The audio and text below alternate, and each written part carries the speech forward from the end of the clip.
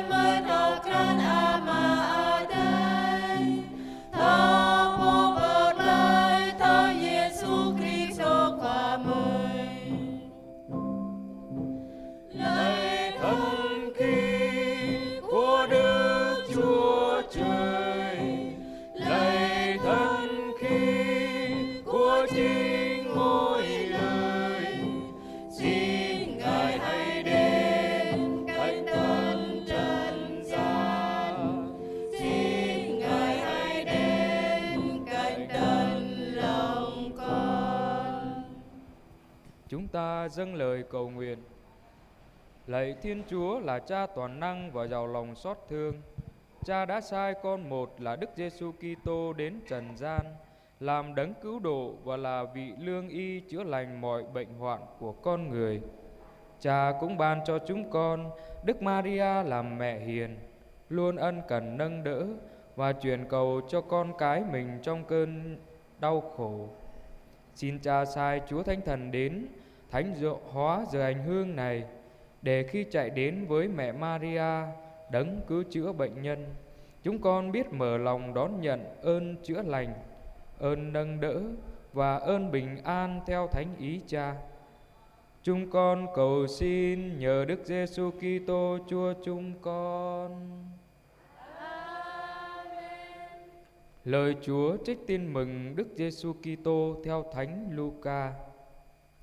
Hồi ấy, bà Maria vội vã lên đường đến miền núi vào một thành thuộc chi tộc Juda. Bà vào nhà ông Giacaria và chào hỏi bà Elizabeth.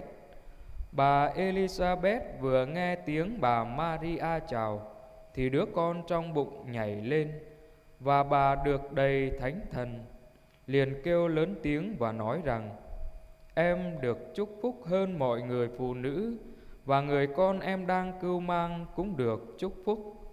Bởi đâu tôi được thân mẫu Chúa tôi đến với tôi thế này? Vì này đây, tai tôi vừa nghe tiếng em chào thì đứa con trong bụng đã nhảy lên vui sướng. Em thật có phúc vì đã tin rằng Chúa sẽ thực hiện những gì người đã nói với em. Bà Maria ở lại với bà Elizabeth độ 3 tháng rồi trở về nhà. Xin mời cộng đoàn ngồi.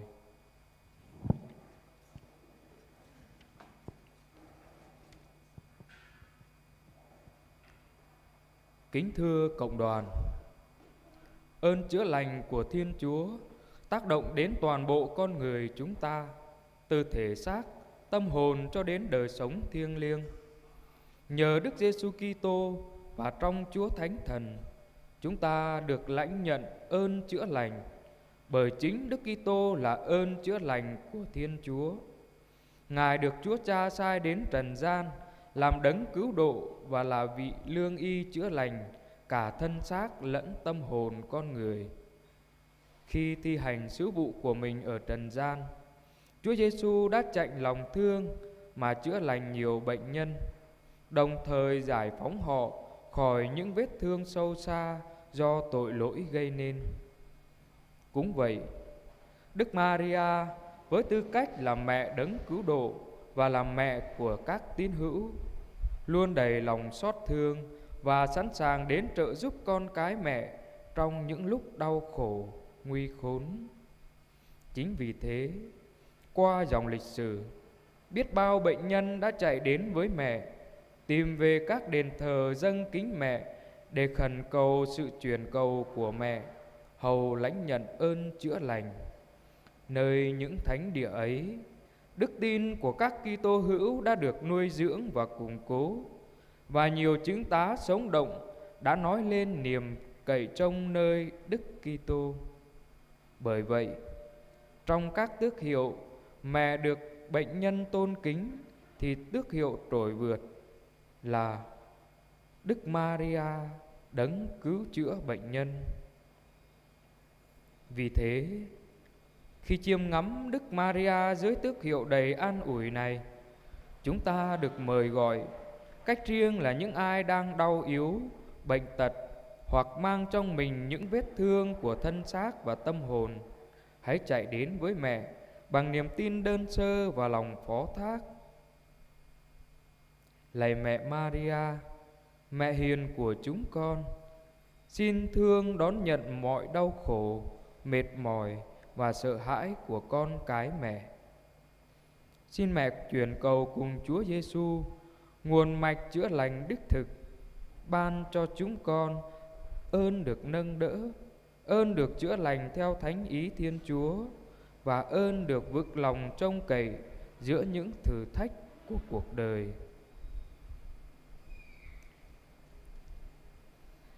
Bernie Kirkunchunum bưng ai khóa giang a tê bờ xoay tét chợ abis chơi chan pran choa mở núi ta kenang bơi Giêsu Kitô khóa hăng amang bô choa a tê bình ta tôi chợ cả bưng ai bờ xoay doa cơ bô Kitô dơ bưng ai khóa giang a tê bờ xoay ama a tê bờ ta Giêsu Kitô khóa trun rai bơi lon tờ na trình bồ bật lai bồ nai chơ rau bờ xoay vót chơi chan pran choa ana mơ núi ta lơm ngạ tui proa ama tê bờ đa bơi lon tờ na Giêsu khoa khắp pap bờ xoay prơi cơ lu mơ núi chu choam toam roa vót bật lai cơ nhu mừng tùm rơ các tờ làm doa mừng tùm tờ lời xó sát cơ nhu. Tôi anun mên ami Maria chinh ami cơ bồ bật lai hăng ami cơ binh ana đạo cứt bà lai nanao cơ pran choa khắp bắp bờ rắp prai gum tru prơi cơ binh ana bà lơm rọa nọa rơi dứt hụi doa anun dơ cơ toai thun plan lulin mà núi chu choam toam rọa tờ kỵ nào bơ ami xem tum lon mờ giàng bờ côm bờ bụ cơ ami càng cơ rờ câu ami eo lại gùm đáp mơ tôi chưa cả bưng ai bờ xoay bơi tum ani mờ giàng anun pran choa bình ana đạo cứt đi tôi cơ chắp tôi hăng mâu lu mà nuôi ngạ gong lai cơ tum bưng ai chưa cả lai doa mâng pran choa kenang bơi ami bồ Kitô eo lại gồm prơi doa anun amang tum anan ami binh bồ chu choam toam ra bờ bụ cơ ami anan ami Maria bờ bờ xoay binh chu choam toam ra trình anan bờ bụ bờ yom lo Joanun lơm lăng bờ nhen bờ ami Maria amang anan chu alum bồ bờ xoay bình chu choam toam ra bình ta màu tờ lời chắc eo bẹ mạ bình bồ lời clack Chúa choam toam rọa rekak amang trời chan Bồ Tát amang pran choa đoạn teki bẹ bơ ami hang pran choa hơ in.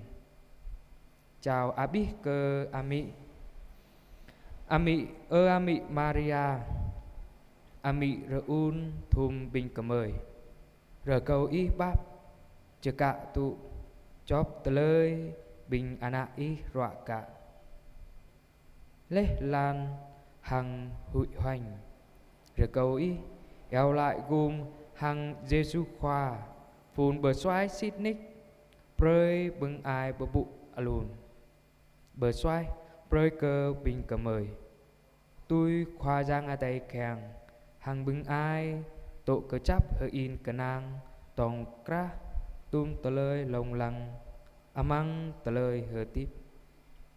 Amen.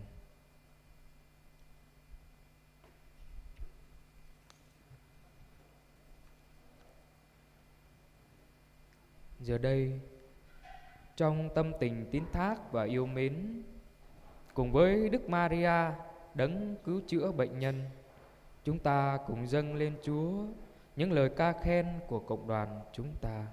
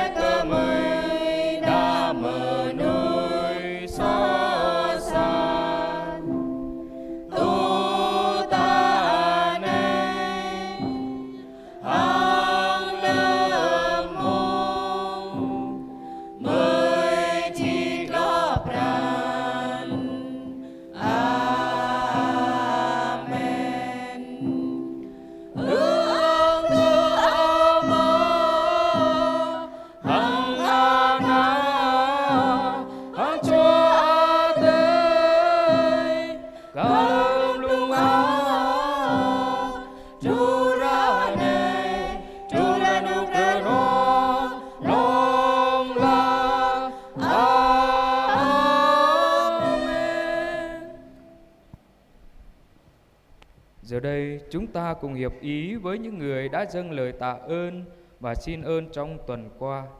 Cách riêng những người đang đau yếu bệnh tật, những gia đình gặp thử thách và những tâm hồn đang cần được chữa lành. Có 4 người tạ ơn vì thêm lòng kính mến Chúa và Đức Mẹ. 4 người tạ ơn vì biết vâng theo thánh ý Chúa. 1 người tạ ơn vì dâng mình cho Chúa trong đời sống tu. 2 người tạ ơn vì chừa bỏ tội lỗi và tính hư nết xấu. 4 người tạ ơn vì được ăn năn trở về cùng Chúa. 9 người tạ ơn vì đi đường được bình an. 6 người tạ ơn vì có công ăn việc làm. 7 người tạ ơn vì gia đình sum họp, hòa thuận yêu thương nhau. 8 người xin tạ ơn vì gia đình được bình an. 5 người tạ ơn vì có con cái ngoan ngoãn học hành tấn tới thi tốt. 8 người tạ ơn vì được khỏi ốm đau bệnh tật. 3 người tạ ơn vì được cứu giúp trong cơn gian nan khốn khó. 4 người tạ ơn vì được bình an trong tâm hồn và cuộc sống. 1 người tạ ơn vì được sinh nở bình an. 2 người tạ ơn vì có con cái. 1 người tạ ơn vì tìm thấy của cải. Hiệp cùng mẹ Thiên Chúa, chúng con xin tạ ơn Cha. Chúng con xin tạ ơn Cha. Tora ban cho bani bưng màu pran đạo cứt cơ nang keng khắp cơ khoa giang. Lúc sa cho bani bưng thâu kama đoại lại hàng khoa giang. Bà cho bani bưng thâu kran hàng loại gụ tôi pran khoa giang. Sa ban cho bani bưng tổ cơ chấp amang pran khắp khoa giang. Tora ban cho bani bưng thâu bạp nhai thâu bờ hem bờ kiông chóp rọa khoa giang chào prơi. Lúc sa cho bani bưng rờ núc rờ noa amang pran choa hằng amang tờ lời hơ tiếp. Bà cho bani bưng màu rọa ngạ. Chú cho bani bưng tôi màu tờ lời tru hằng cung bờ min amang tờ lời tờ náp tờ nông. Lúc sa cho bani bưng sang nọ thâu hơ tiếp rờ nôm thâu bờ khắp ròm.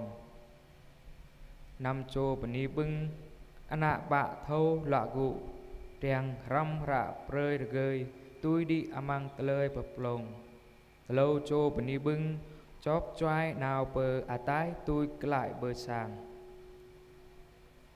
Lúc cho bani bưng rờ núc rờ noa amang chốp chè lan nào plau đờ bát. Lúc sa cho bani bưng màu bưng ai bờ xoái trời chan hàng pran choa. Lâu cho bani bưng chai hem lạ. Tòa cho bani bưng tôi mâu tôi pran choa kèng. Sự ban cho bani bưng eo lại prơi cơ binh ơi dạ hằng góp choai được cao lái lon từ ná.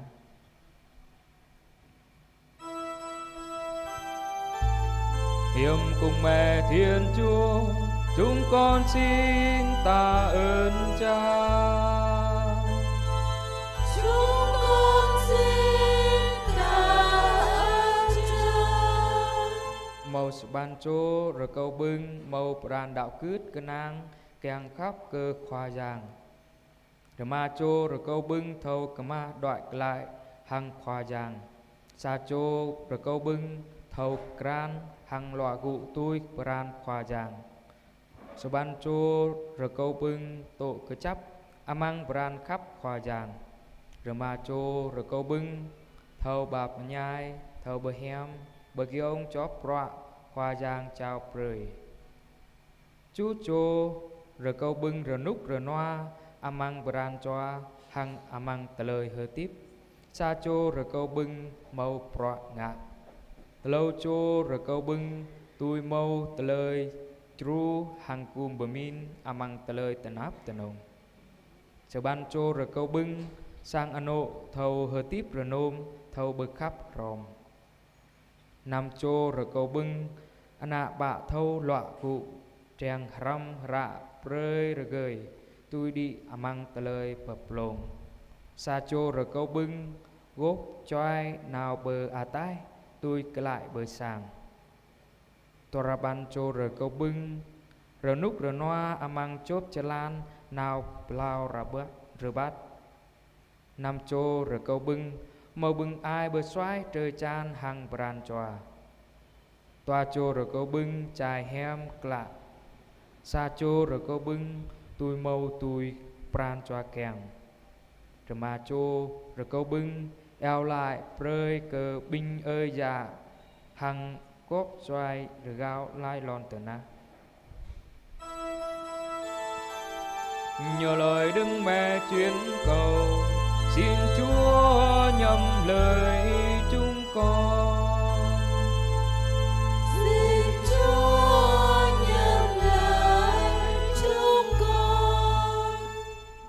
16 người xin thêm lòng kính mến Chúa và Đức Mẹ. 15 người xin biết vâng theo thánh ý Chúa. 1 người xin dâng mình cho Chúa trong đời sống tu.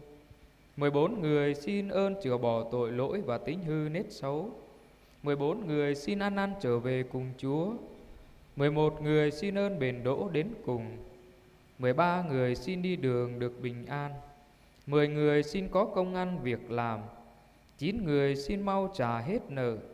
8 người xin đòi được nợ. 14 người xin cho gia đình sum họp, hòa thuận yêu thương nhau. 14 người xin cho gia đình được bình an. 8 người xin ơn như ý. 9 người xin cho con cái ngoan ngoãn, học hành tấn tới thi tốt. 2 người xin tìm được người thân. 15 người xin khỏi ốm đau bệnh tật. 10 người xin ơn chết lành. 13 người xin cầu cho các linh hồn. 9 người xin ơn thánh hóa bản thân, cải thiện đời sống. 8 người xin ơn cứu giúp trong cơn gian nan khốn khó. 9 người xin ơn bình an trong tâm hồn và cuộc sống. 2 người xin sinh nở được bình an. 8 người xin tìm thấy của cải. Nhờ lời Đức Mẹ chuyên cầu, xin Chúa nhậm lời chúng con. Xin Chúa nhận lời chúng con. Giờ đây, trong tâm tình con thảo và tôn kính, chúng ta cùng dâng lên Đức Maria những đóa hoa đơn sơ như dấu chỉ của lòng yêu mến, niềm tín thác và ước nguyện phó dâng mọi đau khổ, bệnh tật của chúng ta trong vòng tay hiền mẫu của mẹ. Xin mẹ đón nhận và dẫn đưa chúng ta đến với Chúa Giêsu, nguồn mạch chữa lành và ơn cứu độ.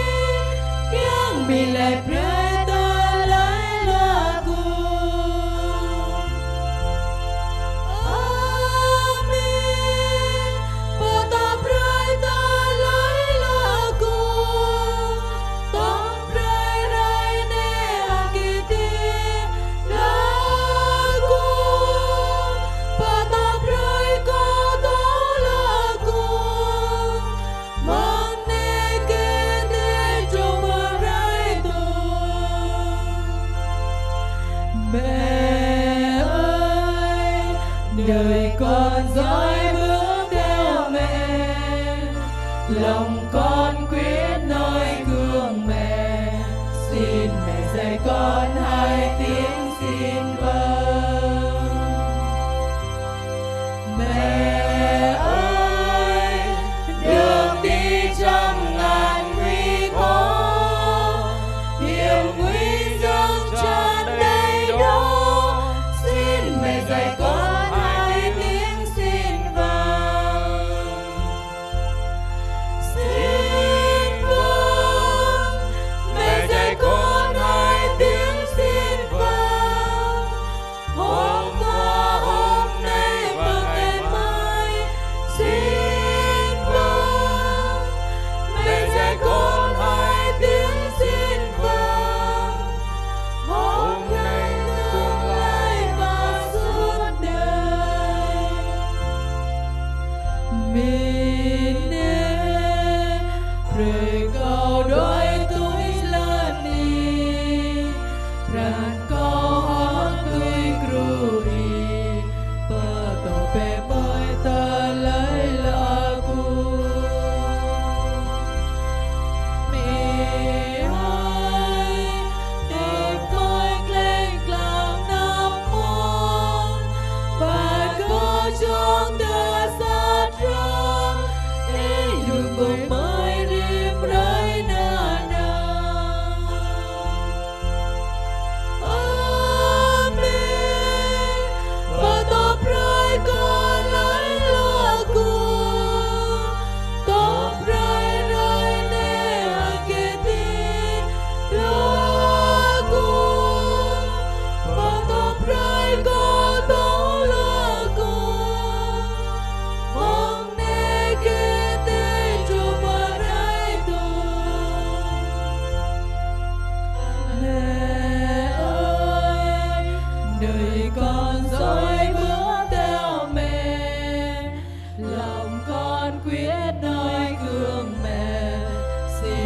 dạy con hai tiếng xin vâng.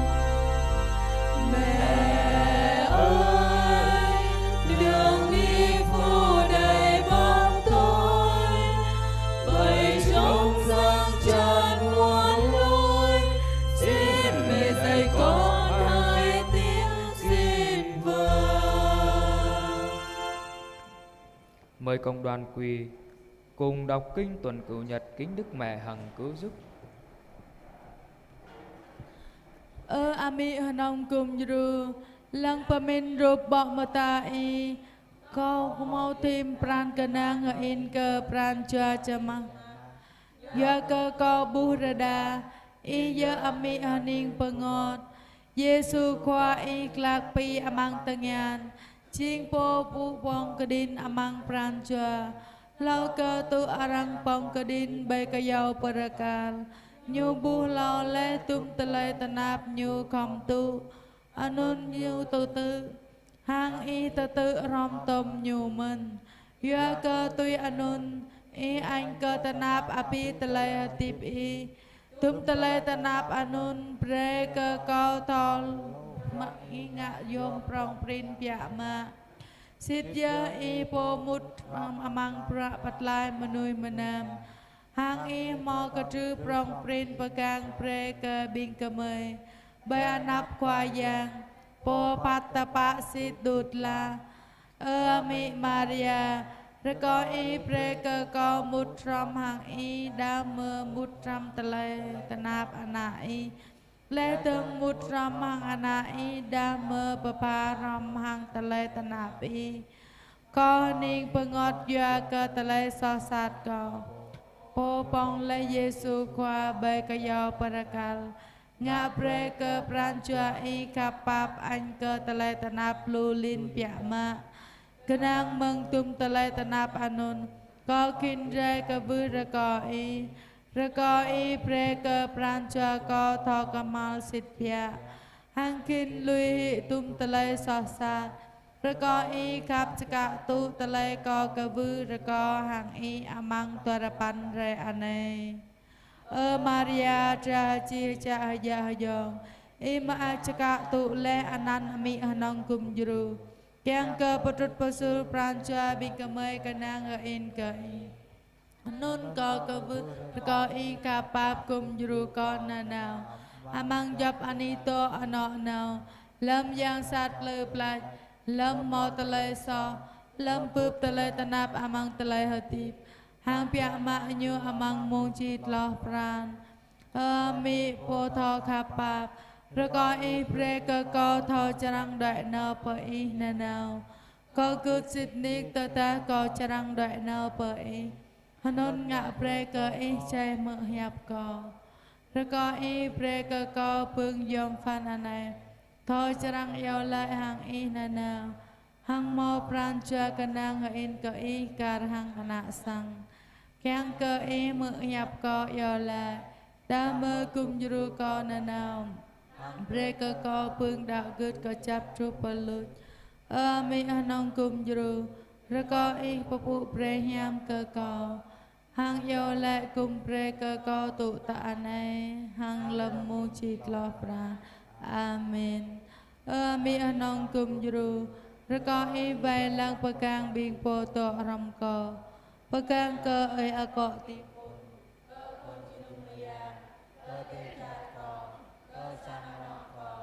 cơ te ama te yong co cơ bing ayat na api pang bing po tanap to junoi cơ bing pengaca to amang ani pa agai mi Maria nong kum juru rồi có I yo lại kum pre cơ co đa ai Alfonso po vay lang pagang co rồi có I kum juru co lâm cơ ba thọ đại nào tru pa mi Maria